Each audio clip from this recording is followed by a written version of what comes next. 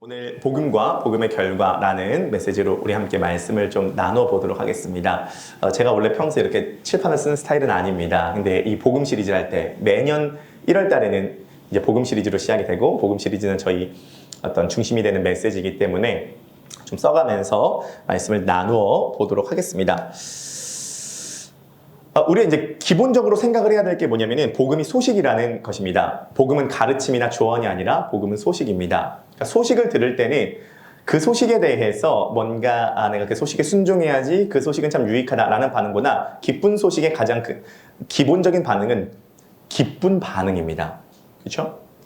임신을 했다는 소식을 들을 때 그 소식은 참 유익한 소식이네, 유익한 말이네, 그 이야기는 참 내가 순종해야 되는 이야기겠어? 라는 반응을 보이지 않습니다. 불임 부부에게 임신을 했습니다 라는 반응은요, 그 자체로 놀랍고 기쁜 소식입니다.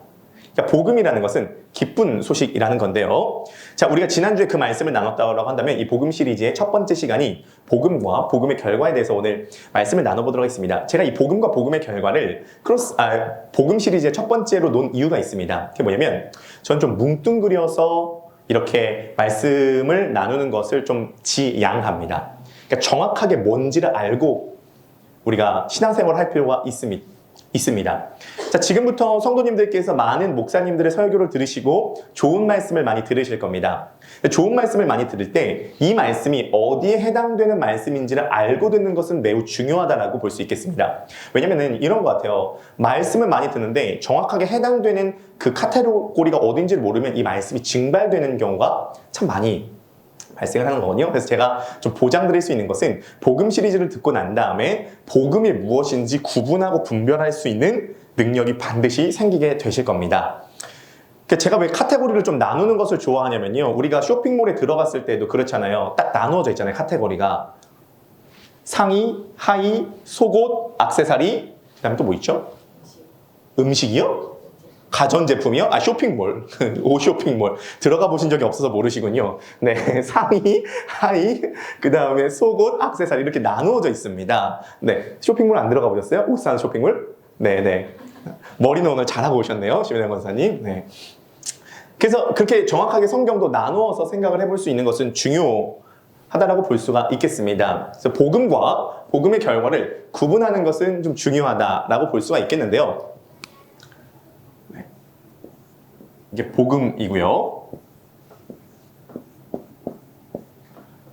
복음의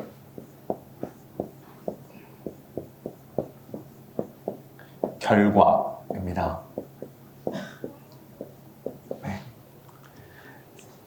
아이가 떠드는 거는 전혀 괜찮습니다. 그래서 계속 떠드는 게 되고, 제가 사실은 그 초등부 전도사를 오랫동안 했기 때문에 애들과 있을까요? 근데 어떻게 누구 소개로 오셨어요? 블로그 유튜브 보고 오셨습니까? 검색하셔가지고. 네, 잘 또 보시나. 안녕. 그래. 뭐 말하고 싶을 때 말해도 돼. 자, 복음과 복음의 결과인데요. 그러니까 이제 이것입니다. 오늘 본문에서 보면은 좋은 나무가 좋은 열매를 맺고 못된 나무가 못된 열매를 맺는다. 그러므로 그들의 열매로 그들을 안다. 예수님 말씀하셨는데, 자, 이 본문을 우리가 잘 살펴볼 필요가 있습니다.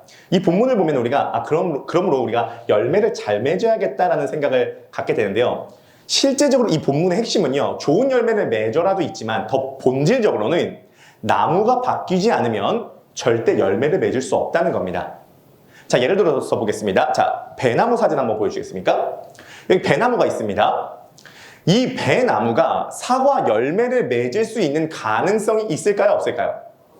자, 역사적으로 배나무가 사과 열매를 맺은, 뭐 좀 돌연변이가 나와서 사과 열매를 맺은 배나무가 있을 수 있지 않을까요? 사례가 한 건이라도. 가능성 몇 %예요? 몇 % 가능성? 제로입니다. 제가 챗 GPT한테 물어봤거든요. 역사적으로 돌연변이가 나와서 배나무에서 사과 열매가 나온 케이스가 있냐라고 물어보니까 한 건도 없습니다. 유전자 자체가 다르대요. 배나무에서 절대 사과 열매를 맺을 수 없습니다. 그러므로 우리가 열매를 잘 맺는 것보다도 먼저 중요한 건 나무가 바뀌었느냐 안 바뀌었느냐가 더 중요하다는 거예요. 그래서 복음은 나무를 바꾸게 하고요, 복음의 결과는 열매를 맺게 합니다. 그런데요, 많은 경우에 열매를 맺는 것, 다른 말로 복음의 결과가 복음이라고 생각할 때부터 문제가 생겨난다는 거예요. 쉽게 이거는 오해되곤 합니다. 달라스 윌라드라고 하는 신학자가 뭐라 그랬냐면은 나무를 바꾸지 않고 열매를 맺으려고 하는 것이 저주의 시작이다. 이렇게 얘기를 했거든요. 다시 한번요. 나무를 바꾸지 않고 열매를 맺으려고 하는 것이 저주의 시작이다. 라고 이야기를 했습니다. 이것을 차차 저희가 복음 시리즈를 할 때 알아보겠지만 나무를 바꾸지 않고 열매를 맺으려고 하는 것을 율법주의라고 하는데요. 이것을 예수님 당시로 보면은 그들이 바리새인들이었습니다. 나무를 바꾸지 않고 열매를 맺으려고 하는 사람들이 바리새인들이었고 이것을 율법주의라고 합니다. 내가 행위로 뭔가를 지켜서 하나님께서 나에게 주는 의를 얻으려고 하는 것은 마치 뭐랑 똑같냐면 배나무가 사과 열매를 맺으려고 하는 것과 똑같습니다. 그러므로 예수 그리스도를 믿어서 우리가 나무가 바뀌지 않고 구원받을 수 있는 가능성은 배나무가 사과 열매를 맺는 것만치 아니면 그보다도 훨씬 더 어려운 것입니다. 그래서 사도 바울이 로마서 3장에 모든 사람이 죄를 범하였음에 하나님의 영광에 이르지 못했다라고 이야기를 하는 것이 뭐냐면 너희들이 나무를 바꾸지 않으면 죄인의 나무에서는 절대 의의 열매를 맺을 수 없다. 이건 불가능하다. 유전자적으로 불가능하다라고 이야기를 하는 것이죠. 사실은 열매는 예수님께서 서로 사랑하라라고 하는 이 명령 속에서 이 다른 말로 율법이라고도 하지만 사랑하라라고 하는 명령 속에서 우리가 지켜지게 되는데요. 서로 사랑하라라고 하는 것은 복음이 아니에요. 그건 복음의 결과로서 나타나는 특징입니다. 자, 우리가 오늘 이러한 관점에서 복음과 복음의 결과를 좀 구분하는 시간을 가져보도록 할 텐데 오늘 설교를 들으시고요. 다른 거 다 기억 안 하셔도 좋습니다. 한 가지만 딱 배워가시면 오늘 성공입니다. 그게 뭐냐면 원인과 결과를 혼동하면 안 된다. 하나만 딱 알아가시면 됩니다. 원인과 결과를 혼동하면 안 된다. 그렇죠? 자, 몇 가지 예시를 좀 계속 들어보도록 하겠습니다.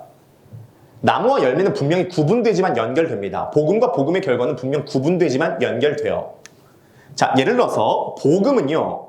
비유로 하자면 임신과 출산과 비슷합니다. 복음의 결과는 성장과 비슷해요. 자, 질문을 한번 드려볼게요. 태어나지 않았는데 잘 자라는 게 문제일까요? 태어났는데 방치해서 잘 못 자라는 게 문제일까요? 둘 중에 뭐가 더 문제죠? 네? 다 문제예요? 다 문제? 그래도 태어나야 되죠. 안 태어났는데 잘할 수 있을까요? 안 태어났는데 잘할 수 없어요. 자, 근데 예전에 이제 그런 경우가 있었습니다. 옛날에는 애 낳는 게 매우 중요했잖아요. 근데 애를 못 낳는 거예요. 그래가지고 100년 전까지만 해도 대한민국에서 그런 일이 있었대요. 상상 임신을 하는 거예요. 어떻게 하냐면은 이 아내가 배에다가 방석을 넣는 거죠. 나 임신했다 이러고 있는 겁니다. 이것은 실제로 생명을 갖게 된 것은 아닙니다. 자, 그런데요. 태어났어요. 태어났는데 온전히 케어가 안 돼서 방치가 돼서 성장을 못하는 케이스가 있습니다. 제 아내도 유치원에 가가지고 영어를 가르치는 그 영어 교사를 하는데요. 유치원에 딱 가면요. 이 애가 사랑을 잘 받고 자라는 애인지 방치된 애인지가 좀 분별이 된대요. 사랑을 잘 받고 케어가 되면 잘 자라나요. 그래서 참 잘 살아가는 거죠. 그런데 여기서 중요한 게 뭐냐면 일단 자라려면요. 태어나야 된다는 것입니다. 이것을 성경에서는 거듭남이라고 표현하기도 합니다. 그래서 예수님께서 니고데모에게 너가 물과 성령으로 거듭나지 아니하면 너가 하나님의 나라를 볼 수 없다라고 이야기를 하신 거죠. 먼저 임신과 출산을 통하여서 태어나서 응애하고 태어나서 그 다음에 성장하는 거예요. 너무 당연한 질문이지만 제가 여쭤볼까요? 여러분들 여기 지금 왜 계시죠? 왜 계세요, 여러분들이 여기? 말씀 드리려고 왔는데 조금 더 본질적인 질문을 말씀드릴게요. 여러분들이 여기 계신 이유는요. 태어나셨기 때문입니다. 이 땅에 태어나셨기 때문에 있는 거예요. 태어나지 않으면 여기 있으실 수 없어요. 그러니까 먼저 교회 안에서 예수 그리스도를 믿고 거듭나서 태어나야지만이 그 다음에 성장이 있는 것입니다. 나무가 먼저 바뀌어야지만이 열매를 맺는 것이에요. 이해가 되십니까? 그래서 이 복음과 복음의 결과를 일단 먼저 구분하는 게 중요해요. 성경은 전체가 다 복음을 얘기하고 있지 않아요. 성경은 복음과 율법을 얘기하고 있죠. 그래서 복음을 통해서 율법을 지키도록 만드는 과정 가운데 있게 된다는 것입니다. 그래서 크로스포인트 교회에서 왜 매주마다 복음을 전해야 되냐면 이 복음을 통해서 나무가 바뀌어야지만이 일단 불신자가 신자, 비그리스도인이 그리스도인이 될 수 있고요. 신자도 복음을 통하여서 열매를 맺어갈 수가 있기 때문이라는 것이죠. 자, 이것을 조금 성경적인 관점에서 설명을 해드리도록 하겠습니다.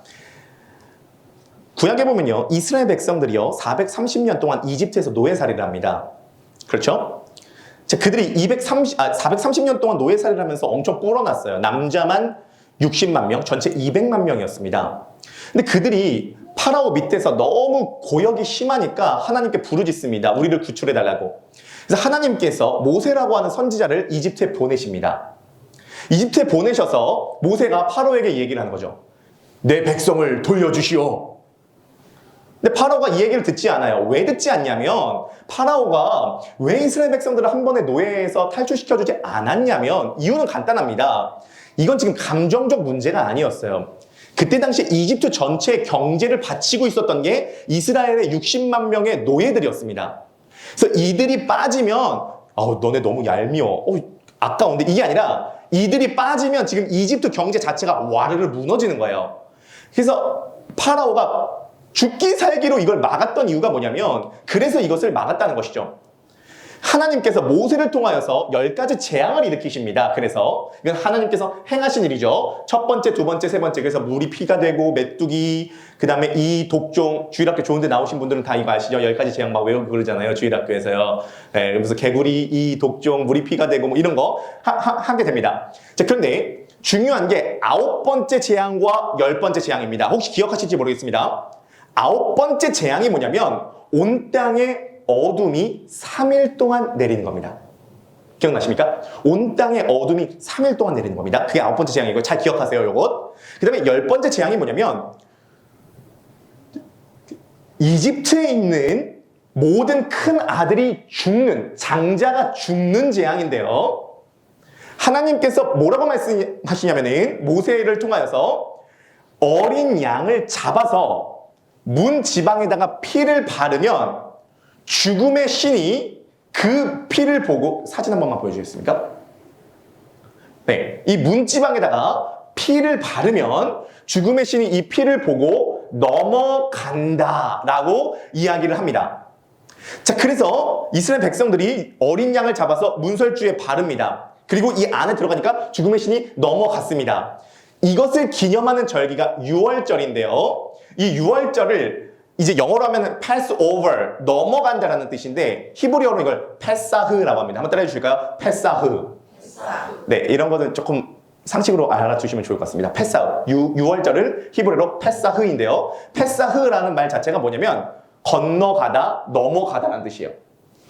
그래서 죽음이 이 피를 보고 넘어가서 이것을 유월, Passover, 페사흐라고 합니다. 자, 예수님께서 모세가 이집트 백성들을 그러니까 이 사건 다음에 이제 파라오가 드디어 이스라엘 백성들을 출애굽시킵니다. 그러니까 엑소더스라고 하죠. 탈출, 이집트로부터 탈출이 일어나게 됩니다. 출애굽기로부터 2000년이 지난 다음에 있었던 사건이 예수님의 십자가인데요. 예수님이 언제 돌아가시냐면은 유월절 때 돌아가셨습니다. 그러니까 정확하게 이 유월절은요, 예수님의 십자가 사건을 가리킨다라고 할 수가 있겠는데요. 자, 마태복음입니다. 마태복음 26장 2절 다 함께 한번 읽어보실까요? 준비, 시작. 너희가 아는 바와 같이 이틀이 지나면 유월절이라 인자가 십자가에 못 박히기 위하여 팔리리라 하시더라. 그러니까 예수님은 의도적으로 유월절에 십자가를 못 박히러 올라가셨던 거예요. 그 뭐냐면은 죽음의 신이 피를 보고 넘어갔었던 그 사건은 사실은 뭔가를 가리키고 있었던 사건인데 그 사건이 바로 십자가 사건이었다는 거죠. 그래서 이 복음을 절기로 치면 이게 유월절이라고 볼 수가 있겠습니다. 유월절, 건너가다, 넘어가다입니다. 이 말 자체가 복음을 설명합니다. 죽음이 건너가다. 죽음이 넘어가다. 자, 그런데요. 여기서 매우 흥미롭게 지켜볼 게 뭐냐면 6월절 날 예수님께서 십자가에 못 박히셨는데 예수님이 십자가 몇 시부터 몇 시까지 못 박히신지 혹시 아십니까? 예수님 십자가에 몇 시부터 몇 시까지 못 박히셨냐면 오전 9시에 못 박히셔서 오후 3시에 돌아가셨습니다. 원래 십자가는 한 3일 동안 달려있는 것이었습니다. 그래서 사람을 말려 죽이는 것인데 6시간 만에 예수님께서 운명하셨습니다. 왜냐면 그 전에 너무 피를 많이 흘리셔갖고 거의 죽음의 직전에서 이미 십자가에 못 박히시게 된 거예요. 그래서 9시부터 오후 3시까지 십자가에 못 박혀 돌아가시게 됐는데 여기서 매우 흥미로운 장면이 하나 나옵니다. 그게 뭐냐면 오후 12시부터 오후 3시까지 어떤 한 현상이 일어나는데요. 자, 마태복음입니다. 마태복음 27장 40절 다 함께 읽어보실까요? 시작! 낮 12시부터 온 땅에 어둠이 덮여 오후 3시까지 계속되었다. 오케이. 자, 보세요. 이게 성경에 실제로 나오는 내용입니다. 예수님께서 십자가에 못 박히실 때 오전 9시부터 오후 3시까지 십자가에 못 박히셨는데 우리는 기독교 영화를 볼 때 계속 낮이잖아요. 아니에요. 오후 12시부터 가장 햇빛이 쨍쨍한 오후 12시부터 오후 3시까지 3시간 동안 온 땅에 어둠이 임합니다. 이것은 어떤 사건을 떠올리죠? 10번째 재앙에서 10가지 재앙에서 모세가 이집트에 가서 10가지 재앙을 일으킬 때 9번째 재앙이 온 땅에 3일 동안 어둠이 임했던 거예요. 그리고 10번째 재앙에 어린 양이 잡히고 큰아들이 죽게 되는 거죠. 마찬가지로 예수님께서 십자가에 돌아가셨을 때 오후 12시부터 3시까지 3시간 동안 온 땅에 어둠이 임하고 어린 양 되신 예수 그리스도, 하나님의 장자 되신 예수 그리스도가 죽게 됩니다. 돌아가시게 돼요. 다 이뤘다 하시고요. 그럼 여기서 어린 양의 피를 잡아서 이스라엘 백성들이 큰아들이 죽었을 때 이집트에서 탈출하는, 엑소더스하는 그 일이 있었다면 이 예수 그리스도라고 하는 6월절 어린 양을 통하여서 일어나는 사건이 있습니다. 여기는 이집트로부터 탈출했다면 우리는 뭐로부터 탈출하냐면 이집트를 상징으로 하는 죄와 사망과 죽음과 사단이라고 하는 노예에서 예수 그리스도 6월절 어린 양 대신 예수 그리스도를 통하여서 우리가 영원히 그 죽음과 죄와 사망에서부터 탈출하게 되었다. 그것이 바로 복음이라는 것이에요. 자, 그런데요. 여기서 흥미로운 사건이 뭐냐면 이스라엘 백성들이 200만 명이 되는 대장정들이 이제 이집트에서 탈출하게 됐는데 그 탈출하면서 처음 맞닥뜨린 곳이 어디냐면 홍해입니다. 그렇죠? 그래서 앞에는 커다란 홍해고요. 뒤에는 이집트 군대가 쫓아옵니다. 이스라엘 백성들이 또 모세를 원망합니다. 거 보시오. 내가 저 모세의 저놈 말 들으면 우리 다 망한다고 하지 않았어.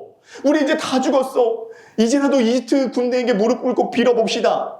이렇게 얘기를 할 때 앞에는 홍해고 뒤에는 이집트 군대가 따라올 때 모세가 뭐라 그러죠? 네, 요거는 우리가 찬양으로 좋을 것 같아요. 우리 G코드 한번 잡아주시면요. 이 찬양 아시는지 모르겠습니다.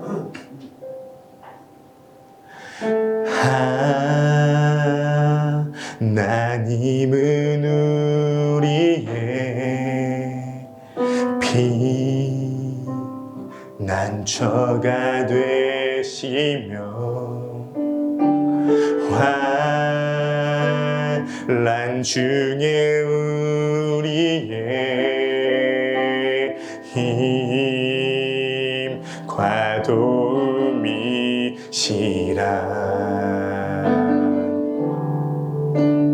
너희는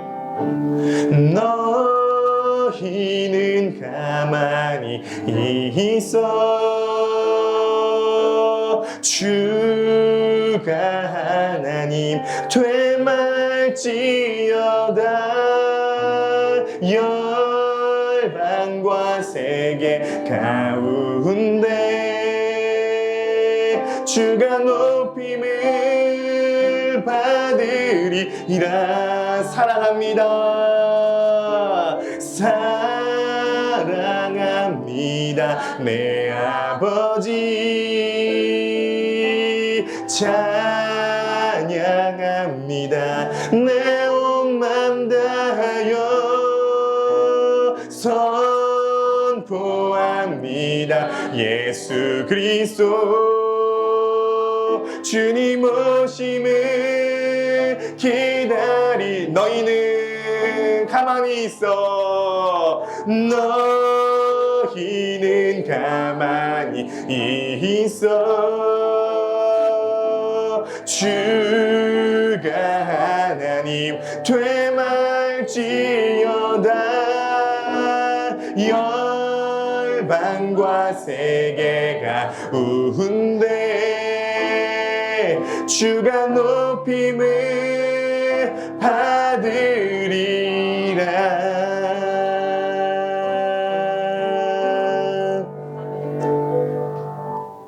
유월절 뒤에 이집트를 탈출합니다. 그리고 홍해를 만나죠. 하나님께서 홍해를 가르십니다. 이것을 홍해 도하 사건이라고 부르죠. 제가 이 얘기를 왜 드리냐면 성경에 나타나는 사건은 따로 떨어져 있는 것이 아니라 유기적으로 연결되어 있습니다. 그리고 보통 구약은 장면으로 해석을 한다고 하면 신약은 이 장면을 뭔지 자막을 달아줍니다.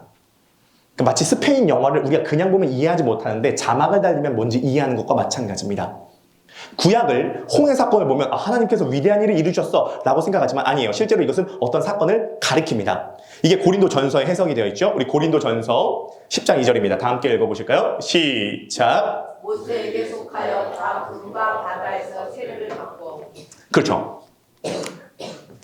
모세에게 속하여 다 구름과 바다에서, 저 바다는 홍해를 상징합니다. 그러니까 잘 보세요. 6월절에서 탈출하고 난 다음에 첫 번째로 맞닥뜨리는 게 홍해였는데요. 이 홍해를 건너는 사건이 뭐냐면 세례라는 것입니다. 구약의 홍해 도하 사건은요, 신약 시대는 이건 세례예요. 세례는 뭐냐면 내가 예수 그리스도를 이제 믿고 세례를 받아서 믿는 것이 아니에요. 믿어서 이제는 교회에 공식적으로 이 사람은 예수 그리스도를 믿는 그리스도인입니다라고 하는 선언식이 바로 세례식이에요. 그래서 세례식은 매우 중요해요. 오늘날 세례식을 가장 잘 표현하는 것은 이 세례식은 뭐랑 비슷하냐면 결혼식입니다. 신랑 되신 예수 그리스도와 함께 내가 연합한 결혼을 하는 시기가 바로 세례식입니다. 그래서 어떤 경우에는 세례 언제 받았습니까? 모릅니다. 그건 뭐랑 똑같냐면 결혼 언제 했습니까? 결혼식 모릅니다. 이거랑 똑같습니다. 저도 얼마 전에 결혼을 했지만 결혼식을 할 때 얼마나 많이 준비를 하는지 몰라요. 사람들을 초대하고요. 준비를 철저합니다. 실제로 부부관계는 신랑 되신 그리스도와 신부 되신 교회의 관계를 설명해주기 위해서 부부관계가 있는 거거든요. 그래서 결혼식의 관계는 이 세례식을 상징하는 것이에요. 그리고 이 세례식이 구약 버전을 보면은 6월절 어린 양의 피를 발라서 큰 장자가 죽을 때 그 죽음의 신이 이스라엘 사람들을 넘어가고 난 다음에 파라오가 이스라엘 백성들을 탈출시키고 난 다음에 홍해를 건넌 그 사건, 예수 그리스도를 믿고 회심해서 거듭나고 난 다음에 홍해를 건넌 그 사건은 세례 사건이라는 거예요. 그러므로 우리가 신자가 돼서 예수 그리스도를 믿고 그리스도인이 됐을 때, 나무가 바뀌었을 때에, 우리가 태어났을 때에 우리가 이제 6월절 어린 양의 피를 의지하여서 죄와 사망과 어둠의 권세에서 탈출했을 때 우리가 첫 번째로 맞닥뜨리는 것은 홍해인데, 그 홍해를 건너는 사건이 우리로 치면 세례를 받는 시간이다라고 볼 수가 있다는 거겠죠. 연결이 되십니까? 자, 그러면 헷갈리니까 좀 지울게요.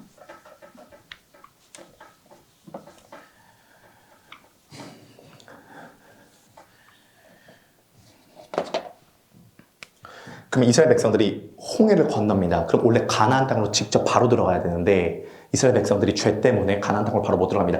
그 얘기하면 너무 길어지니까 그건 생략하도록 하겠습니다. 이스라엘 백성들은 40년 동안 광야에서 방황하게 됩니다. 그 40년 동안 광야에서 방황할 때 그들은 텐트를 치고 살았습니다. 그 시기를 기념해서 명절을 지었는데요. 그 텐트 이름을 옛날 용어로 초막이라고 합니다. 그래서 이 절기가 바로 초막절이라고 하고 또 다른 말로 장막절이라고 하기도 합니다. 텐트를 치면서 40년 동안 살아가는 시기를 의미하는 거죠. 이건 이제 예수 그리스도를 믿고 세례를 받고 홍해를 건너고 난 다음에 우리가 이제 광야 생활을 하게 됩니다. 그러면 하나님과 동행하면서 텐트를 치게 되는 거죠. 이건 복음의 결과로서 우리들에게 주어지는 것이라고 할 수가 있겠습니다. 이것을 기념하는 이스라엘의 절기가 장막절, 초막절이라고 볼 수가 있겠습니다. 이해 가시죠? 그래서 복음과 복음의 결과는 이렇게 구분이 됩니다. 한 가지만 더 비유를 들고 말씀을 마무리를 해보려고 하는데요. 자, 어떤 느낌인지 이해가 되시죠? 네. 결국은 십자가를 의미하고 결국은 성령의 열매를 의미합니다. 우리가 십자가라고 하는 나무에 접붙임 바 되었을 때 우리가 성령의 열매를 맺어갈 수가 있게 된다는 것인데요. 자, 한 가지만 이제 비유를 더 들어보도록 하겠습니다. 자, 이것입니다. 교회에서 우리가 하는 것은 두 가지예요. 하나가 뭐냐면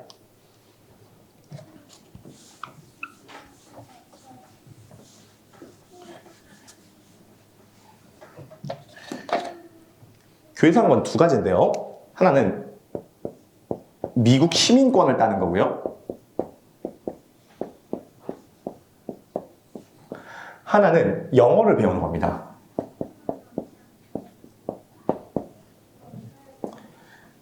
뭐 미국을 싫어하시는 분은 영국으로 바꿔도 됩니다. 이건 비유입니다.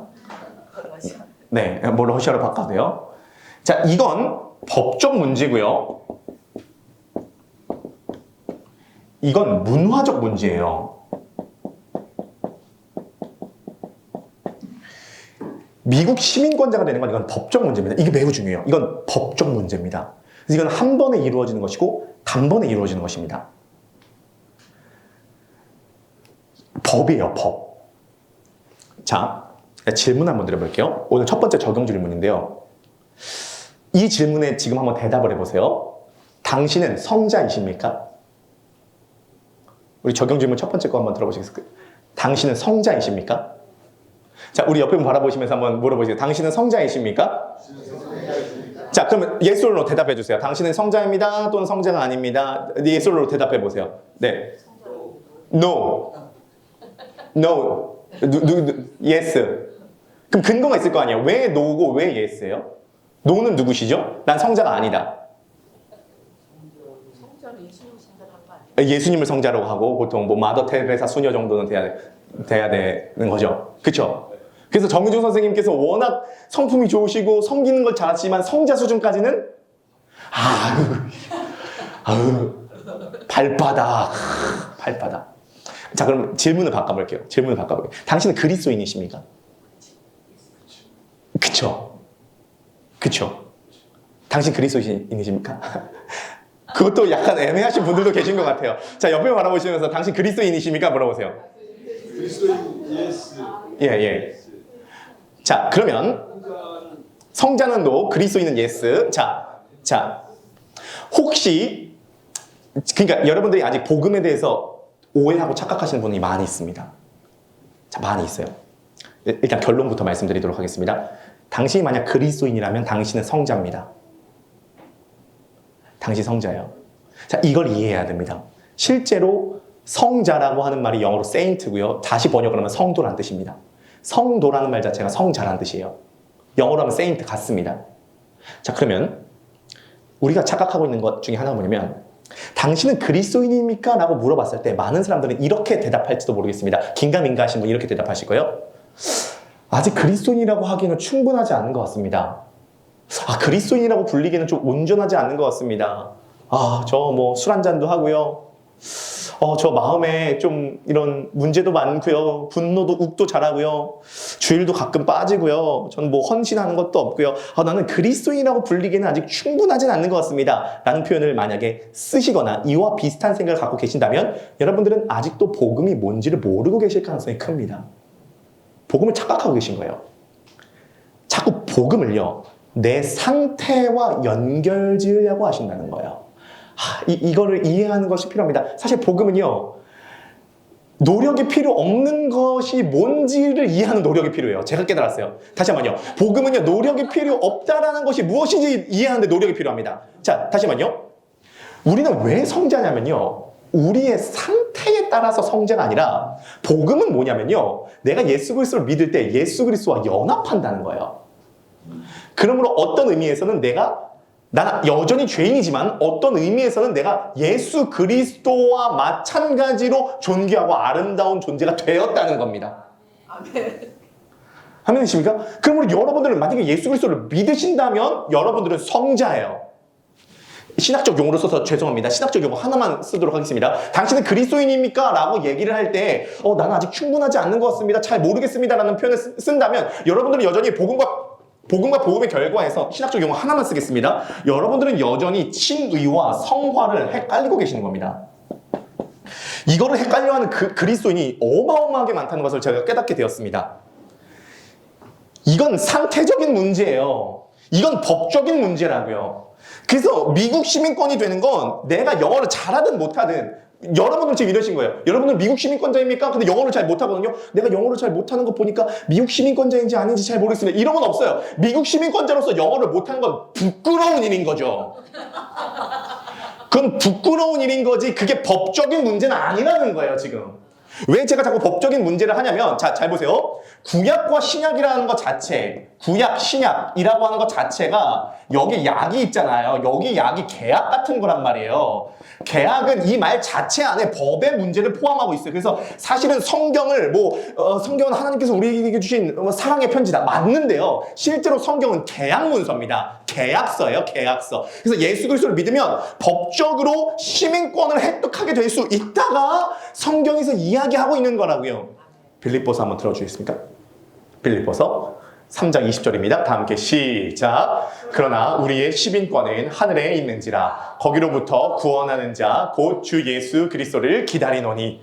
그러니까 이 복음은 뭐냐면요, 여러분들이 시민권을 획득하게 되었다는 소식입니다. 이건 어떻게 획득하게 되냐면, 일어난 사건에 대해서 내가 그 사건을 믿으면 그 예수 그리스도께서 이루어 놓으신 의가 있습니다. 이것을, 그러니까 성경에서 이 법이 사실은 율법인데요.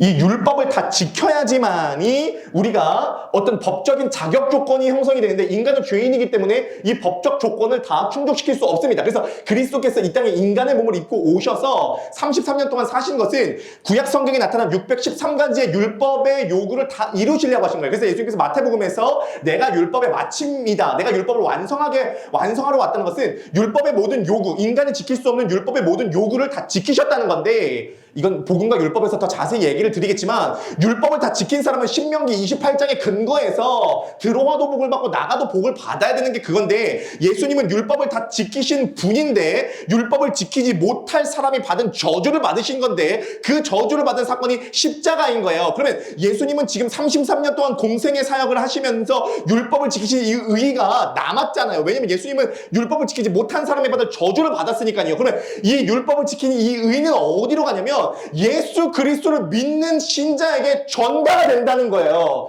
이것을 그리스도의 의에 전가라고 하는 거예요. 그래서 이 의가 전가됐다는 건 뭐를 의미하냐면, 시민권을 획득할 수 있는 법적인 상속의 자격이 주어지게 되었다는 것입니다. 그래서 예수 그리스도를 믿으면 우리는 시민이 되는 거야. 천국 시민이. 이것을 알려주는 것이 첫 번째 교회의 의무요. 그럼 두 번째로 어떻게 되냐면, 영어를 배워야 됩니다. 미국 시민권자가 영어를 못하면 그래도 미국 시민권이 취소되진 않습니다. 그러나 미국 사람인데 혹시 영어 못하시는 분 보셨습니까? 그건 매우 이상한 일이죠. 저도 사실 요즘 영어 공부를 다시 시작했는데요.